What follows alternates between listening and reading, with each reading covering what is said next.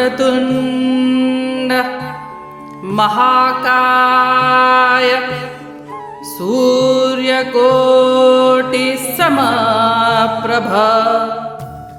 निर्विघ्नं कुरु मे देव सर्वकार्येषु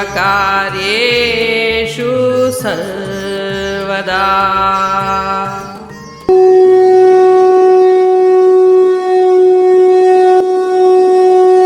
अध्याय 5 श्लोक 13।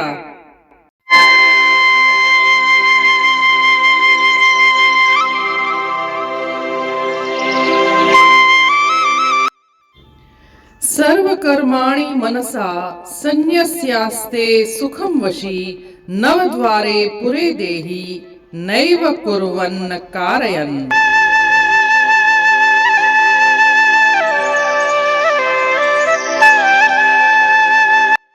अर्थात मन से सभी कर्मों का त्याग करके और आत्म संयमित होकर देहधारी प्राणी 9 द्वारों वाले नगर में सुख पूर्वक विश्राम करता है, न तो स्वयं कर्म करता है और न ही दूसरों से कर्म करवाता है।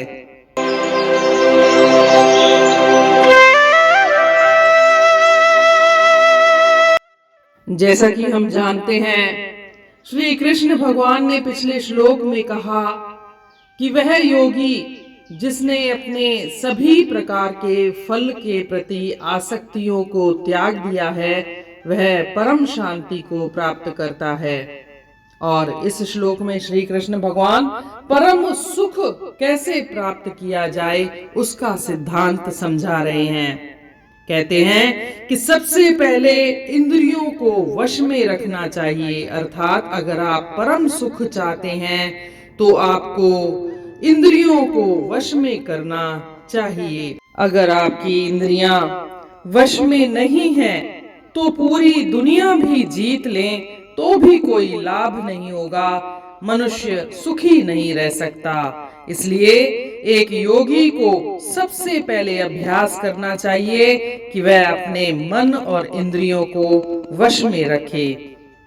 आगे कहते हैं कि एक योगी को मानसिक रूप से भी कर्मों का त्याग करना चाहिए। मानसिक रूप से कर्मों का त्याग करने का मतलब है मन से ही उसको फल के प्रति आसक्ति को त्याग देना चाहिए। उसके मन में कर्तापन का भाव नहीं रहना चाहिए कि यह कार्य मैंने किया है। डूअरशिप का भाव नहीं रहना चाहिए।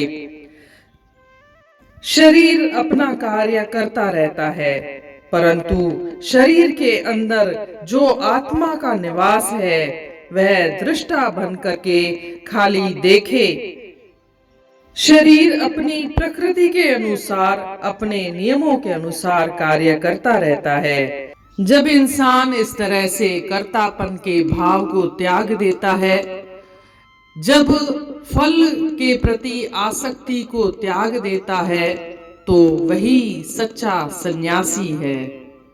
यहाँ श्री कृष्ण भगवान ने शरीर को 9 द्वारों वाले शहर से इंगित किया है। 2 आंखें, 2 कान, 2 नाक के मार्ग, मुंह, मूत्र मार्ग और गुदा। आत्मा इस 9 द्वारों वाले शहर का शासक है, सम्राट है। भौतिक भोग और सुख शत्रु हैं जो इंद्रियों के द्वारों से प्रवेश करते हैं, मन में प्रवेश करते हैं और शासक के सिंहासन को हिला सकते हैं, उसे तरह तरह से परेशान कर सकते हैं। लेकिन जो संयमी व्यक्ति है वह इन द्वारों की रक्षा करता है और इसीलिए अपने राज्य में सुखपूर्वक विश्राम करता है। अपने द्वारों की रक्षा करने का मतलब है वह इंद्रियों और मन पर संयम रखता है कि कोई भी विकार उसके द्वार से अंदर प्रवेश नहीं होने देता। और इस तरह से एक योगी मन और इंद्रियों को वश में करके शरीर में सुख पूर्वक विश्राम करता है। वह न तो खुद कार्य करता है और न ही किसी और को कार्य करने के लिए प्रेरित करता है।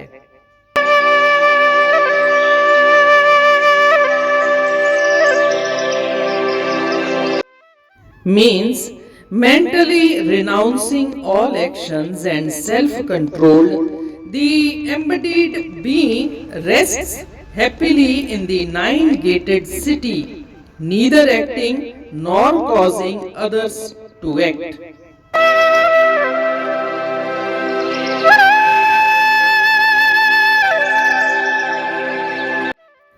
The principle of happiness in life is explained by Lord Krishna in this verse.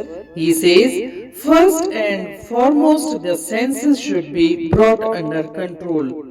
If the senses and mind are not under control, even the conquest of the whole world is of no avail.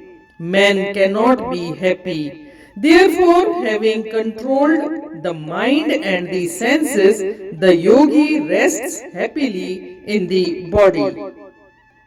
The yogi should renounce all actions mentally. That is, he should give up the sense of doership and the attachment for the fruits of work.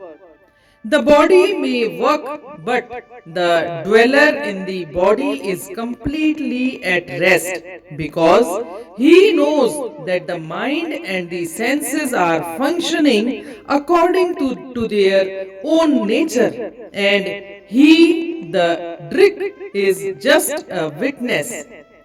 There is no identification of the self with the functions of the nature. And this is the real sannyas according to Lord Krishna.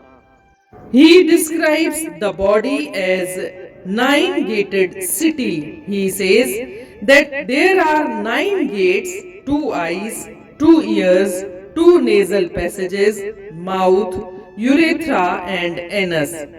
The self is ruling monarch of this 9-gated city, and the self is ruling monarch of the 9-gated city. Material enjoyments and pleasures are the enemies who come in through the gateways of the senses, enter the mind and shake the throne of the monarch, harassing him in different ways. But the man of self-control keeps those gateways closely guarded. And so he rests happily in his own state.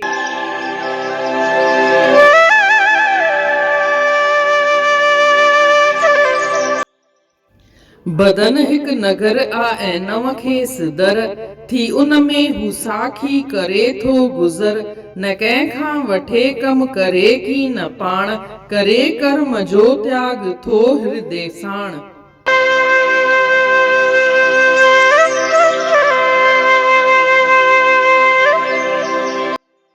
जीअं त पाण कल्ह ॾिठोसीं श्री कृष्ण भॻवान चवनि था त जेको योगी कर्म फल में आसक्तियुनि खे छॾे थो छॾे त उहो परम शांतीअ खे प्राप्त थो करे ऐं जेको आत्म साक्षात्कार जो ई मार्ग आहे। हिन श्लोक में श्री कृष्ण भगवान परम सुख कीअं प्राप्त थिए उन जो हिकु सिद्धांत ॿुधाइनि था। चवनि था त जे तव्हां सुख परम सुख प्राप्त करण चाहियो था, हिकु योगी परम सुख प्राप्त करण चाहे थो त उहो सभ खां पहिरीं इंद्रियुनि ऐं मन खे वश में रखे। चवनि था भले ई तव्हां दुनिया खे जीते वठो पर जे तव्हांजो इंद्रियूं ऐं तव्हांजो मन वस में कोन्हे त तव्हां कॾहिं बि सुखी नथा रही सघो। इन लाइ सुखी रहण जे लाइ पहिरियों कमु आहे त असां इंद्रियुनि ऐं मन खे पंहिंजे वस में रखूं, पंहिंजे ताबे में रखूं, ज़ाब्ते में रखूं। चवनि था त हिकु योगीअ खे पंहिंजे मन ई मन में कर्मनि जो त्याग करे छॾणु घुर्जे। मन ई मन में कर्मनि जो त्याग मतिलबु आहे कंहिं बि कर्म फल में आसक्ति नाहे रखणी। कर्म जे फल में मोह नाहे रखणो, डूअरशिप जो भाव बि नाहे रखणो कि ही कम मां कयो आहे, अहिड़े कर्तापन जो भाव बि छॾे छॾणो आहे। ही शरीर जेको आहे उहो पंहिंजे सुभाव जे मुजिब कम कंदो रहंदो आहे। जेके इंद्रियूं आहिनि, मन आहे, पंहिंजे सुभाव जे अनुसार कम कंदियूं आहिनि, पर जेको शरीर में वेठल आत्मा आहे उहो तॾहिं ई सुखी थो रही सघे जॾहिं इंसान इंद्रियुनि ऐं मन खे वस में रखे, फ़क़ति हू साक्षी थी करे निहारे। ऐं जेको योगी ईअं करे थो, साधक ईअं करे थो, सचे अर्थनि में उहो ई सन्यासी आहे। श्री कृष्ण भगवान हिन शरीर खे 9 द्वारनि या दरनि वारो शहर ॿुधायो आहे। 9 द्वार या दर कहिड़ा? 2 अखियूं, 2 कन, 2 नक जा माग, मुंहुं, मूत्र माग ऐं गुदा। इहे 9 मार्ग आहिनि ऐं आत्मा हिन 9 दरनि वारे शरीर में जो शासक आहे, सम्राट आहे। भौतिक भोग ऐं सुख असांजा दुश्मन आहिनि, जेके इंद्रियुनि खे जे द्वार सां, इंद्रियुनि जे दर सां अंदरि प्रवेश कंदियूं आहिनि ऐं मन में प्रवेश करे राजा जे सिंहासन यानी आत्मा खे हिलाए छॾींदियूं आहिनि ऐं उहे तरह तरह सां परेशान कंदियूं आहिनि। पर जेको संयमी माण्हू आहे, जेको वासी आहे, जेको साधक आहे, उहो उन द्वारनि जी, दरनि जी रक्षा कंदो आहे ऐं इन करे हू पंहिंजे इंद्रियुनि ऐं मन खे वस में करे पंहिंजे दरनि जी रक्षा कंदो आहे ऐं पंहिंजे जेका आत्मा थींदी आहे पोइ पंहिंजे शरीर में, पंहिंजे राज्य में सुख सां निवास कंदी आहे। इहो ई सुख जो सिद्धांत आहे। न त जेको योगी हूंदो आहे, साधक हूंदो आहे, न पाण कर्म कंदो आहे ऐं न ई ॿियनि खे चवंदो आहे त तूं कर्म कर। इन रीति अध्याय 5 जे श्लोक 13 जो अर्थ पूर्ण थियो। सुभाणे ॾिसंदासीं श्लोक 14। तेसीं ताईं जय श्री कृष्ण।